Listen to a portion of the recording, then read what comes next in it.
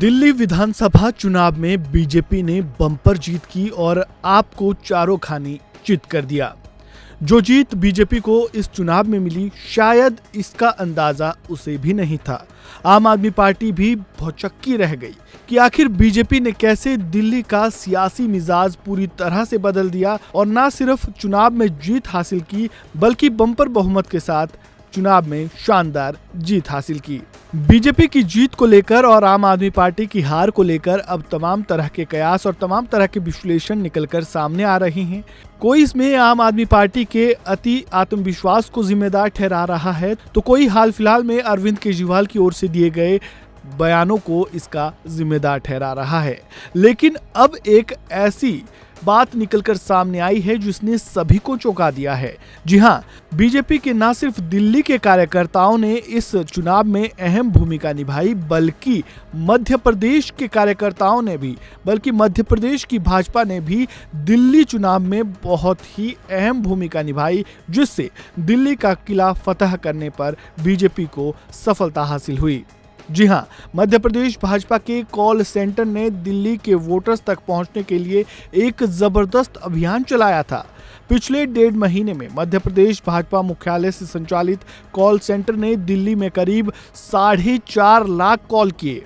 इस अभियान ने भाजपा की जीत में अहम भूमिका निभाई, क्योंकि कॉल करने वाले टेलीकॉलर्स ने दिल्ली के वोटर्स से सीधी बातचीत की और उन्हें भाजपा के पक्ष में मतदान करने के लिए प्रेरित किया। मध्य प्रदेश भाजपा का कॉल सेंटर दिल्ली के वोटर्स के साथ प्रभावी संवाद स्थापित करने में सफल रहा।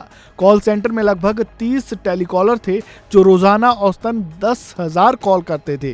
ये कॉल 30 सेकंड से लेकर 1 मिनट तक के होते थे और इस दौरान वोटर्स से चुनावी मुद्दों पर चर्चा की जाती थी। टेलीकॉलर्स का मुख्य उद्देश्य भाजपा के पक्ष में वोटरों को मोड़ना था। इसके अलावा लगभग 1.5 लाख वोटर्स को रिपीट कॉल भी किए गए थे, ताकि उन्हें दोबारा याद दिलाया जा सके। ये कॉल्स विभिन्न समाज, जाति, धर्म और समूहों के प्रतिनिधियों द्वारा की गई थी, ताकि हर वर्ग के वोटर्स तक पहुंच बनाई जा सके। इस रणनीति ने भाजपा की जीत को मजबूत किया, क्योंकि इस तरह से प्रत्येक वर्ग के मतदाताओं को व्यक्तिगत तौर पर समझाया गया और उनकी चिंताओं को सुना गया। वहीं भाजपा के प्रदेश प्रवक्ता दुर्गेश केसवानी की प्रतिक्रिया भी इस पर सामने आई है। उन्होंने कहा कि मध्य प्रदेश भाजपा और यहां के शीर्ष नेतृत्व ने दिल्ली चुनाव में पार्टी को जीत दिलाने में अहम भूमिका निभाई है। और क्या कुछ कहा, सुनिए। देखिए, भारतीय जनता पार्टी पार्षद से लेकर पार्लियामेंट का चुनाव पूरी दमदारी से लड़ती है। मध्य प्रदेश से हमारे नेतागण माननीय doctor Mohan Yadav ji, Scindia ji, Shivraj ji, VD Sharma ji, doctor Narottam Mishra ji, अनेक नेताओं की जो चुनाव में ड्यूटी थी वो लगी थी और उन्होंने प्राणपण से जुड़कर परिश्रम की पराकाष्ठा कर वहाँ पे उस अपने कैंडिडेट को जिताने के लिए प्रयास किए। और जैसा मैंने आपको बताया कि हम पार्षद से पार्लियामेंट का चुनाव पूरी दमदारी से लड़ते हैं।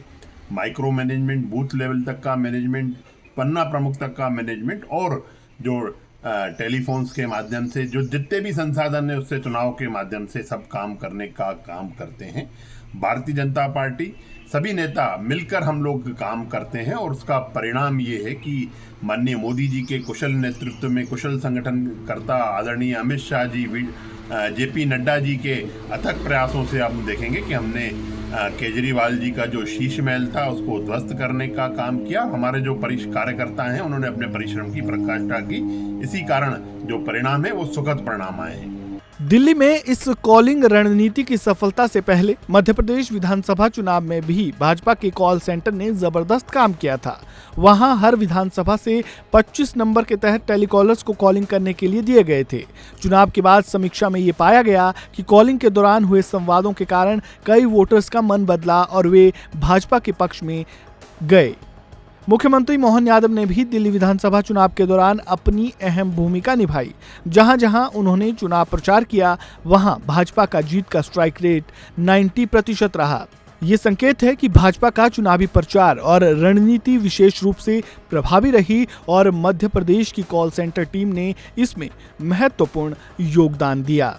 इस वीडियो में फिलहाल इतना ही। आपका इस जानकारी पर क्या कहना है कमेंट बॉक्स में अपनी राय जरूर दें। और अगर आप दिल्ली से हैं और अगर आपको बीजेपी की ओर से कोई कॉल आया है उसके बारे में भी हमें कमेंट बॉक्स में जरूर बताएं। वीडियो अच्छी लगी हो तो लाइक करें, शेयर करें, चैनल को सब्सक्राइब करें और खबरों से जुड़े ताज़ा अपडेट के लिए बेल आइकन को दबाना बिल्कुल ना भूलें। धन्यवाद।